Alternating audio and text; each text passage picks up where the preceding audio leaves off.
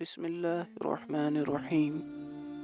آج ہم اللہ کو رب کے نام سے جاننے کی کوشش کریں گے۔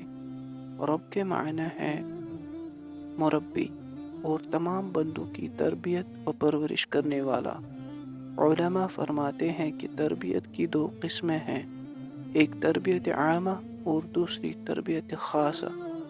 تربیت عامہ تمام لوگوں کے لیے ہے، چاہے مسلمان ہو یا کافر، ہر ایک کے لیے تربیت عامہ ہے۔